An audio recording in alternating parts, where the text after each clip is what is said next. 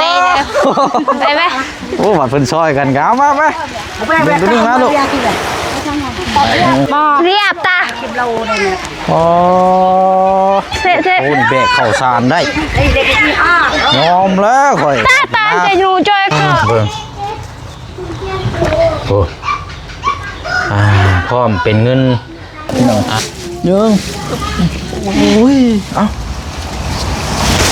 คืองามแท้นี่เนาะองค์นี่มันมีผมแบบเลี้ยงแบบหมุนกลับอีกอยู่ฮะหมุนกลับล้านไปน่ะโมเดล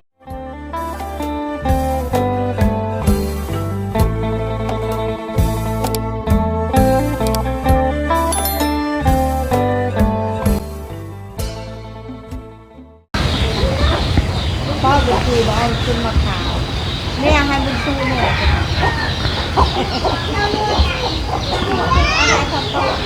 พี่น้องเนาะมาฮอดจอดถึงเป็นที่เรียบร้อย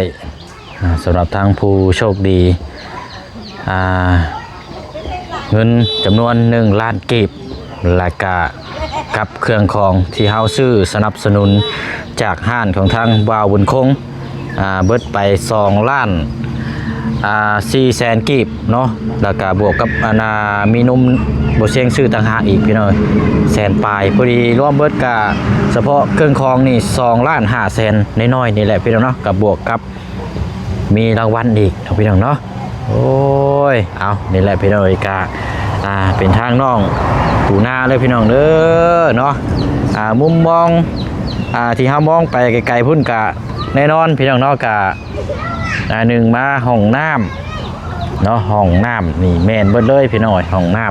ำแล้วก็ตามมาอยู่ข้างในเทิงเฮือนพุ่นเป็นตู้เย็นเนาะตู้เย็นกะแม่นพี่น้อยสำหรับทางพระอาจารย์ที่ได้สดซอยแล้วก็ที่ผ่านมากับมอบทุนการศึกษาให้ทางน้องปูนา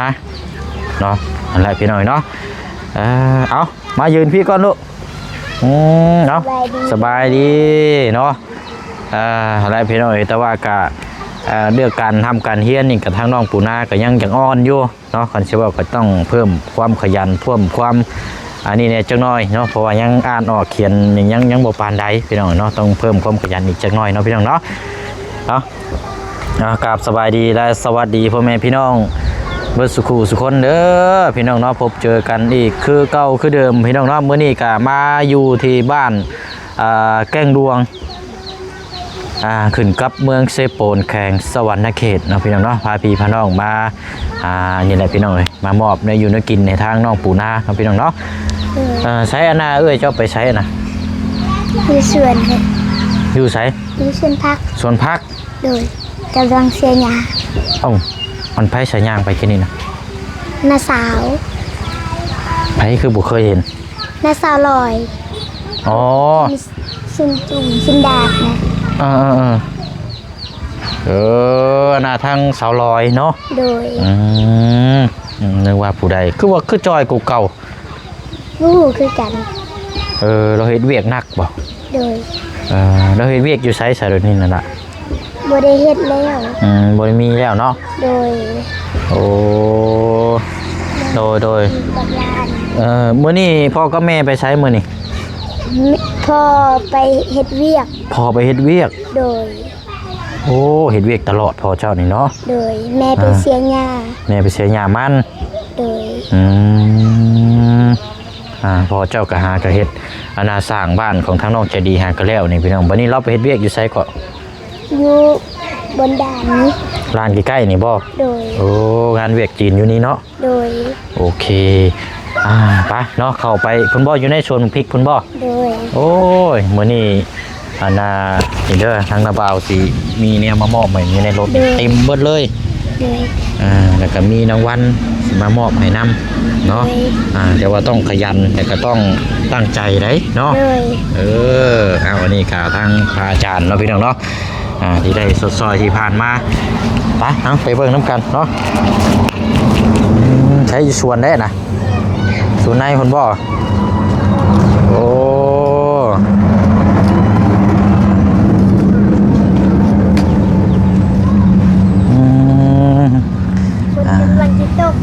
ฝ นกำลังสิมาเลย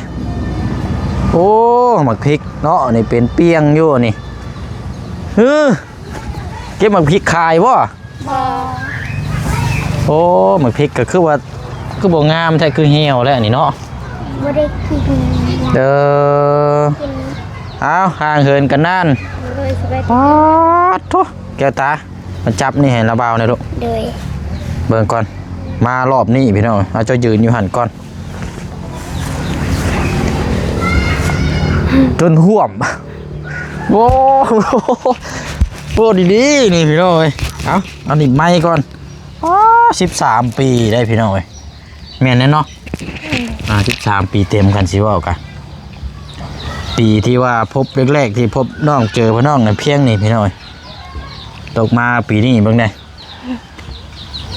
โพดโพจนเพียงกันเลยเนาะ เลย เอ้ยเอาใหญ่แล้วพี่น้องเอ้ยเป็นสาวได้กันสิว่ากันเนาะเมื่อคืนนี่ฟันดีบ่ บ่ บ่ฟันยังเลยบ่ เลยฟันเตเสียหญ้าแหละ ฟันแต่เสียหญ้า เลย ตื่นมาบ่ได้เสียหญ้าดี บ่เสียหญ้าส่วนเขา ๆฟันว่าไปเสียหญ้าเขาเจ้า ส่วนเขา ส่วนเขาเจ้าเนาะ เลย ช่างว่าแท้พี่น้องโอ้ยเนาะเอาแหละมื้อนี้นาบ่าวมีแนวมามอบให้เนาะเพราะว่าอันนี้ก่อนในพี่น้องภาพผลมาเลยเดี๋ยวมันสีเปียกอยู่ในท้ายรถปุ่นเนาะเดี๋ยวเราจังพูดคุยเบิ่งน้ำกันเนาะ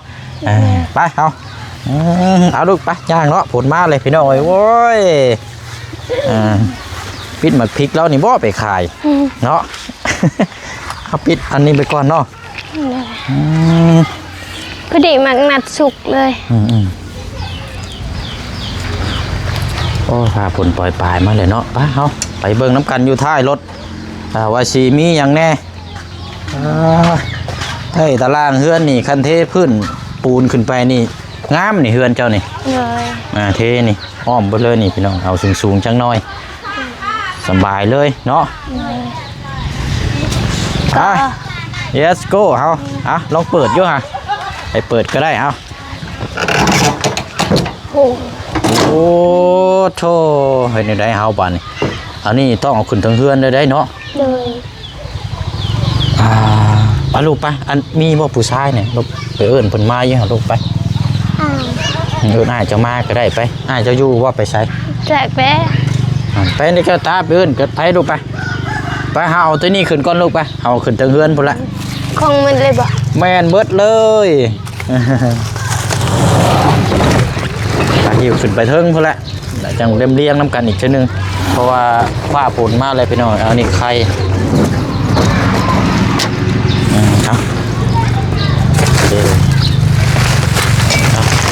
เอาไปเลี้ยงไว้ระเบียงให้หน่อยเด้อ เลย ถ้าจังจัดแจงเบิ่งน้ำกัน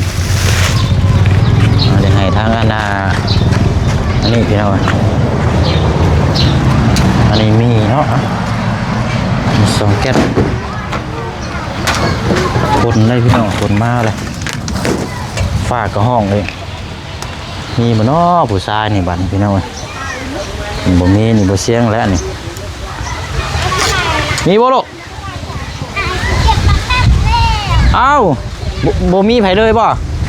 น้าสาวก็มี ป้าลูกป้าขึ้นเอานี่ขึ้นก่อนไปฝนมาแล้วบ่เป็นยังเดี๋ยวไปเชียงสิเบกก็ได้ป้าเร่งมือแน่จังหน่อยเฮาไปฝนมาแล้วพี่น้องเอ้ยเนาะ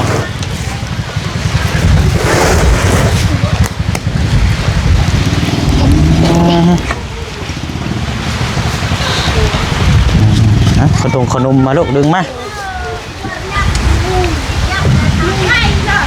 เรียบเบิ่งเด้อแบกได้หรือบ่ได้ ได้บ่ โอ้ยหนัก น้องอันนั้นได้สาวน้องลอยได้ดึงลงมาลูกอันนี้ไปซอยกัดเขา50 โลได้พี่น้องโอ้ยยังมีตู้นี่บ่แวกเป็นล้มแล้วบาดนี้ จะน่าเป็นกลมไหวปะ ได้นาน เอาขึ้นเฮือนโนดไปมันจังแล้วทีเดียวเลย ไปถึงแม่ก็คือเรียบกูเดา คนนี้คนกล้ามนี่ดิ คือเดา โอ้ยเนาะ เรียบบอกเรียบ บูดูเรียบ เฮ้ยนะโจมคนละต้นเนาะ ได้เลยไปไหม โอ้มาเพิ่นซอยกันกเอามาเบิ่งตัวนี้มาลูกเอาเบิ่งเด้อเด้อ ไม่ได้เงินเรียบไม่ยอดก็ต้องเรียบเรียบตา โอ้โหนี่แบกข้าวสารได้ยอมแล้วข่อย ตาจะอยู่จอยก็ ใหญ่จนท่วมบ่เสียงแบกข้าวสารได้เลยโอ้โหดีๆนี่เอาเลี้ยงไว้แล้วลูก นั่นไงตา โอ้มาชิปเลยแบบนี้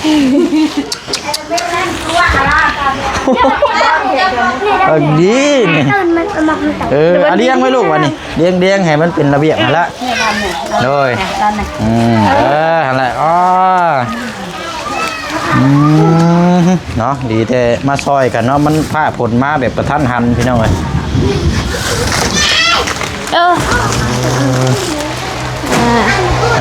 เอาโอเคเนาะสาขอบใจหลายๆเด้อขอบใจหลายถ้างั้นเดี๋ยวได้ก่อนหน้าสาววะ โดย หน้าสาวทั้งสองเนาะ เลย โอ้ซอยกันพี่น้องเนาะโอ้ยเอาโอเคลูกลองแกะเอ็นเดียงๆมาเบิ่งอยู่หามันเป็นมีหยังเนาะลองแกะมาเบิ่ง ขนม ซอยกันเนาะนั่นแหละขนมมันแกะมันกินได้เลยตอนนั้นน่ะ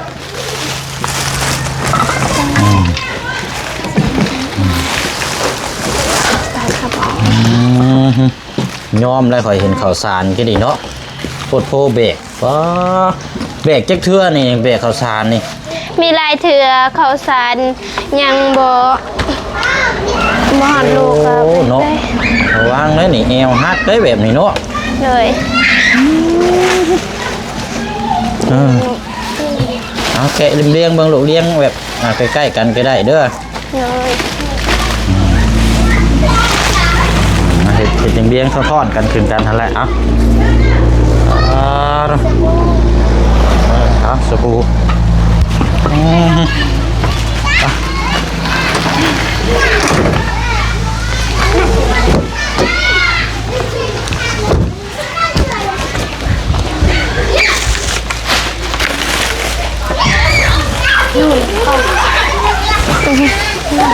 ฝนตก แต่ต่อตลอกกี่ต่อนัวพริก เพื่อนนั่นมันก็ลมเย็นเลยเราไปหน่อยเนาะ น้ำปลาไม่กินลำ เห็นบ่น้ำปลาร้า เกลือนัว โอ้โอเคเอาบาทนี่เอาบาทนี่ลูกเจ้าตาไปนั่งข้างๆด้วยเจ้าข้างนั้นก็ได้ลูกพ่อกับแม่โบอยู่เนาะ เลย ถึงเถื่อเรามานี่เราตกใจได้นี่เนาะ เลย มันยังอันนี้มาแต่ใช้นี่สิว่าได้หาเนาะ เสื้อผ้า เอาบ่เชียงขอนั่งน้ำเนี่ยเอาแล้วก็มีน้ำ2 แก๊สเนาะอยู่นี่แหละพี่น้องเบิ่งน้ำกันเนาะอันนี้ยังก่อเพื่อนอ่านวันนี้ได้ก่อน ยำมาย ำโอ้เอา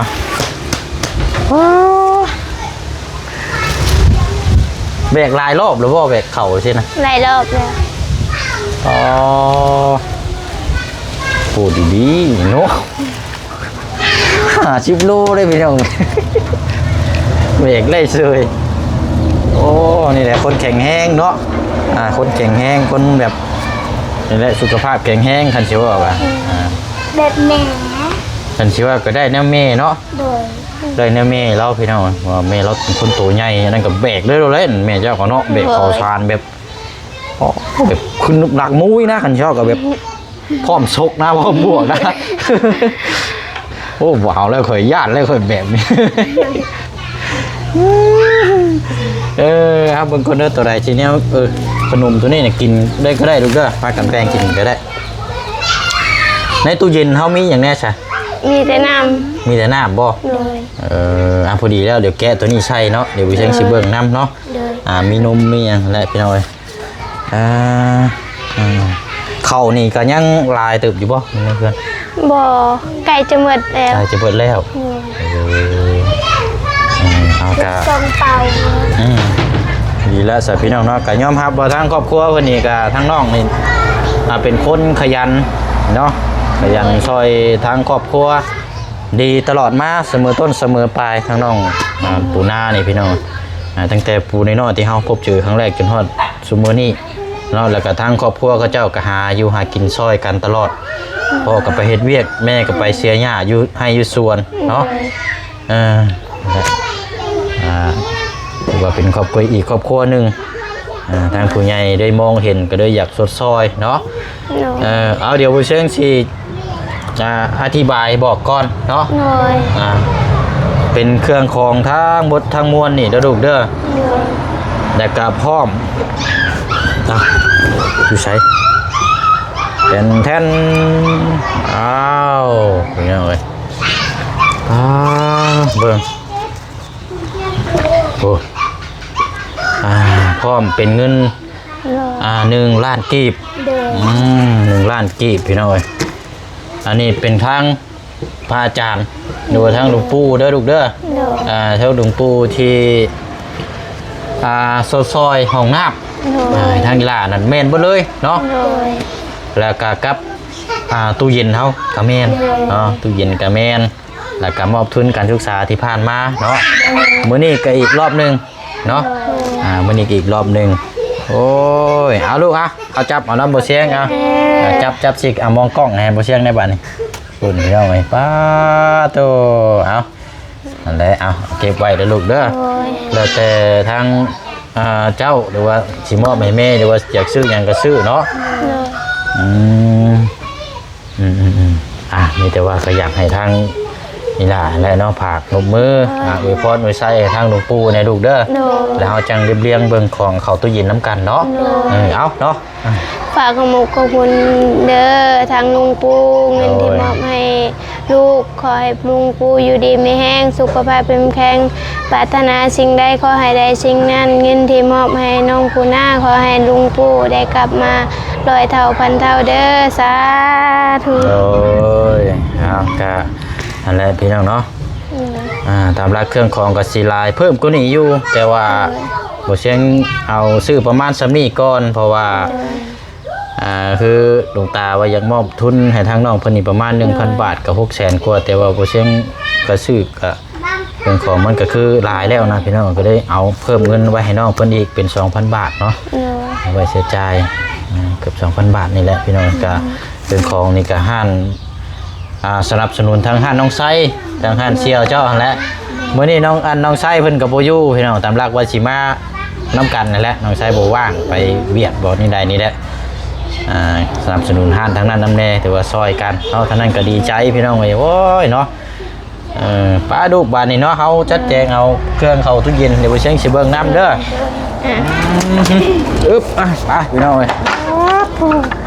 เป็นคาราเวลเลยเนาะ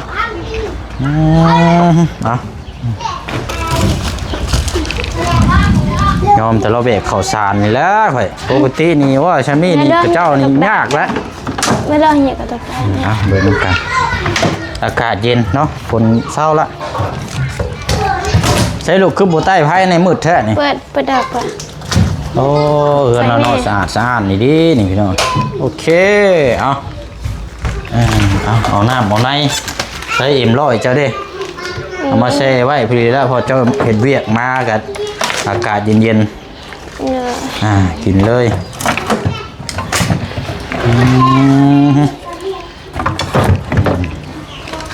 ใส่เบิ้งฮะทำน้ำพริกกระลุกแก้วตามาจริงครับนี่น้ำเนาะโพน้ำพี่น้อยนี่เด้อเนาะสมว่าคนอยากกินน้ำเย็นน่ะนี่เปิดมานี่น้ำเต็มตู้เย็นเลยบางเฮือนนี่เปิดมานี่บ่ได้มีอย่างไดน้ำกินแช่ยังบ่มีเต็มโรบิทก็เต็มเลยอันกระทิ้งแรงละอยู่นอกนะไปหาไม้ไปมาแช่รถมาแช่ไว้พอเจ้าคือโบแกะก่อนลูกแกะก่อนบัดนั่นแล้วมันจังแกะง่ายทั้งเตือนน้องเจ้ามายิบเอา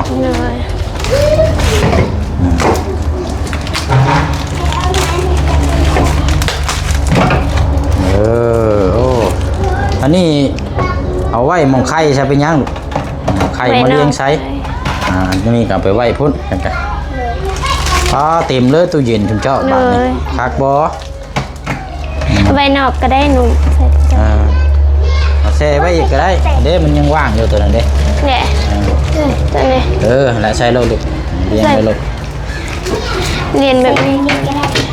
อันนี้ก็ตู้เย็นทั้งหลวงตาซื้อให้นี่แหละพี่น้องเนาะ หนู เพิ่นก็ได้น้ำได้ในเย็นทั้งครอบครัวก็ดีใจ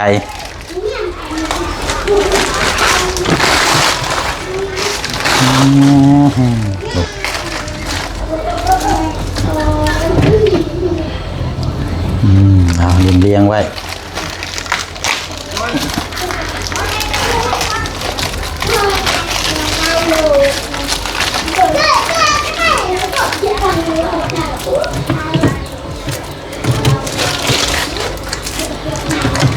เห็นพอแล้วบันมันเย็นแล้วก็จังพากันกินบาดนี้เนาะ โดย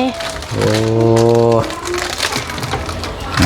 เพื่อนเราก็สิมีแต่ตู้เย็นนี่แหละพี่น้องก็สิค่าไผก็สิบ่ปานใดหรอกเนาะ โดย เดือนหนึงก็บ่ฮอดแสนหรอก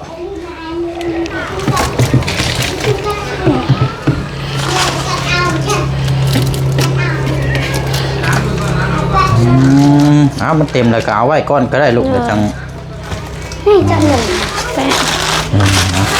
โอเคกระตามาจับนี่เห็นนะบ่าวนะลูกมาฝั่งนี้เดี๋ยวดูหาดึงเอาไปอยู่หาตู้เย็นจังนะป๊าดโธ่กูดีๆอันนี้เนาะเต็มมือคืออยู่เอ้าป้าบ้านนี้ แต่ได้ตู้เย็นครั้งแรกและมีนำบาทหลายอยู่ ครั้งแรกบ่นี่ เลย โอ้เต็มเลยเนาะ เลย โอเคมาแล้วมัน น้องดา นั่นขนมเป็นขนมนะฝนนี่กี่ตัวได้นี่คุณอยู่ว่าคือสิตกกับบตกซ้ำโอ้ย วันนี้ก็ตกคุณตกคุณตก ตัวกันแล้วนี่พี่น้องฝนนี่ พอดีมังนัดสุกจะเก็บให้พอเสียงโอ้มักนัดไปกิน มังนัดบ่ เลยมักนัด เอาจมเจ้าเลี้ยงเครื่องไว้ก่อนก็ได้ใส่เดี๋ยวจังลงไปเนาะเอาเลี้ยงเครื่องไว้ก่อนก็ได้เข่าเนี่ยเอาเข่าในเลยบ่ เลย เดี๋ยวไปเชียงมาจิโจมซอย จะได้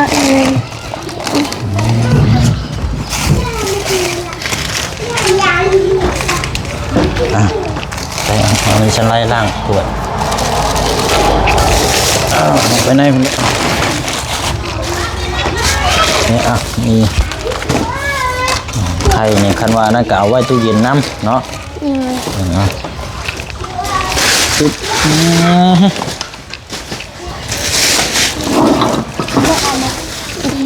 ใช่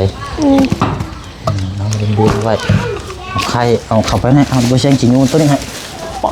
ปนั้นเราแบกพูดดีๆอันนี้นู้กูนานโจมไม่ชื่อกับพ่อแห้งแล้วพี่น้องเยอะ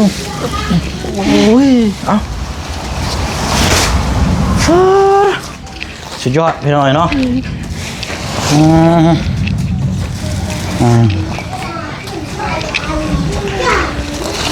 ไปโอเคป่ะนี่เนาะเดี๋ยวจ้องไปต่อเบิ้งสวนพักแล้วก่อนพี่น้องภาพผลก็เป็นไปพลอยนิดนึงเนาะ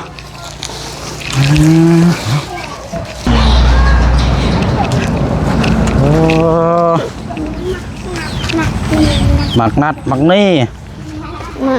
ใช้ชุกอยู่บ่คันมันบ่ชุกก็บ่เอาดูเด้อเอาไว้ก่อนได้มันบ่หวานหมากนี่คันบ่ชุกนี่ร้อนหวานอยู่บ่ หวานบูแล้ว หวานเปรี้ยวบ่โอ้หมากเนาะตัวมันยังทันชุกอันแก้วมังกรนั่นเป็นหมากแล้วบ่ เป็นแล้วแต่ยังไม่ได้สุก เอาอีกบ่ลนบ่นานเนาะ เลย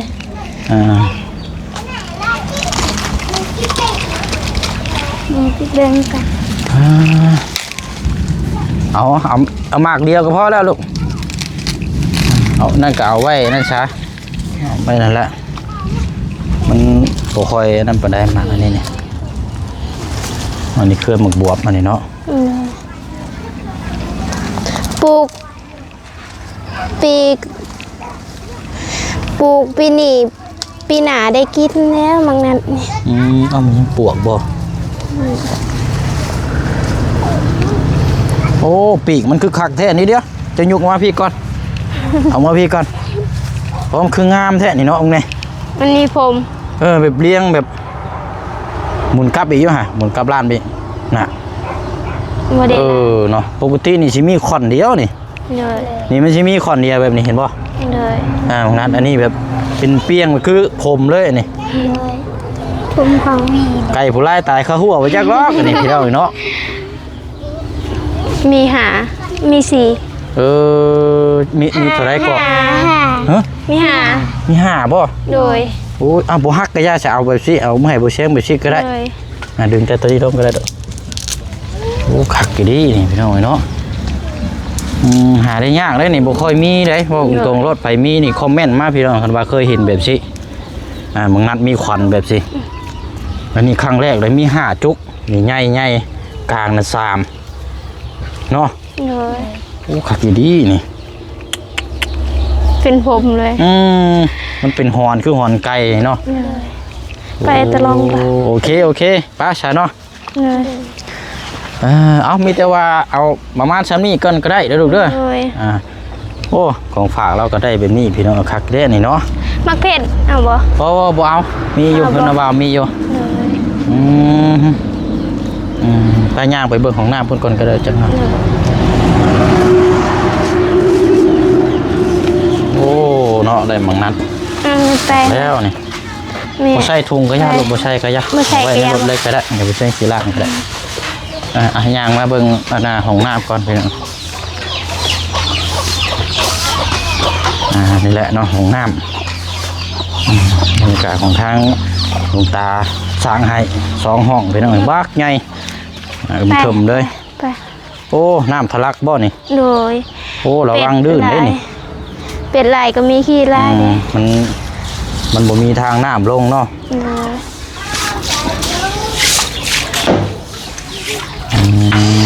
นั่นดิอาบน้ำอาบในทีละสบายโอ้ย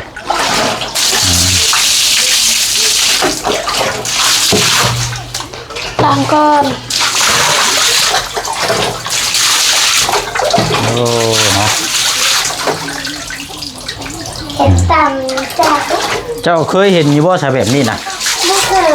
ควันแบบสี่นะ หากก็ครั้งแรก หากก็เห็นครั้งแรกนี่บ่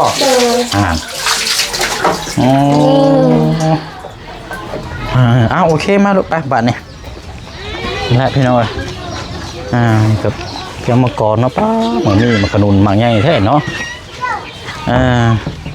เริ่มเลี้ยงกระดานบัดนี่มีแต่ว่าล่ำลาก่อนเช่นก็สิเดินทางไปเวียกต่อก่อน บางมีก็ยังไม่ได้สุก หนูเป็นยังหรอกมีแต่ว่าหันแล้วสบายดีทั้ง เลยสบายดี เนาะหลวงตาแล้วก็ทั้งพี่น้องเขาโอ้ยพี่น้องของฝากของต้อนโอเคเนาะบ๊ายบายเนาะเดี๋ยวเดินทางก่อนบัดนี้พี่น้องใช้อันเปอร์เซ็นต์ขอไม้นะไปเอาไปคนละไว้รถพุ่นก็ได้หรอก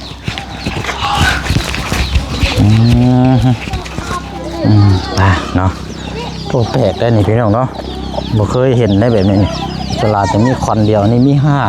5เนาะเอาทำนั่นแหละบัดนี้พี่น้องเนาะกะได้มอบข้าวสารอาหารแห้งพร้อมทั้งปัจจัยของทางหลวงตาที่ได้เคยสดซอยที่ผ่านมาน้องพี่น้องเนาะมื้อนี้กับทางหลวงตาฝากความคิดฮอดคิดถึงมาให้ทางน้องปู่นาแล้วก็ทั้งครอบครัวหรือว่าจัดหนักจัดเต็มพี่น้องเนาะมีแต่ว่าสาธุอนุโมทนาบุญกับทางอาจารย์นำเด้อเนาะแล้วก็ขอบคุณขอบใจขอบคุณขอบคุณทางพระอาจารย์นำเนาะที่เชื่อใจวางใจให้ทางผู้เชี่ยวนี่เป็นสะพานบุญให้ในครั้งนี้เนาะขอบคุณขอบใจทั้งพี่น้องประดุง FC เฮานำกันบทสุขุสุคนเนาะที่ติดตามหลักก็เป็นกำลังใจเนาะพี่น้องเนาะแต่ว่าหนึ่งมาสำคัญเมื่อนี้ก็เห็นทางน้องเพิ่นแบกข้าวสารพี่น้องสุดๆเลยเนาะแบกมาหลายรอบแล้วว่าซั่นบ่แม่นว่าแต่ครั้งนี้ได้พี่น้องเนาะเอาและพี่น้องเนาะได้แนวแม่พี่น้องกับแม่เราก็โตใหญ่ ป้าเนาะสุขกายสบายทั้งใจทั้งผู้ให้เราก็ทั้งผู้รับนำกันเบิดสุขูสุคนบ๊ายบายเด้อพี่น้องเด้อเนาะสบายดี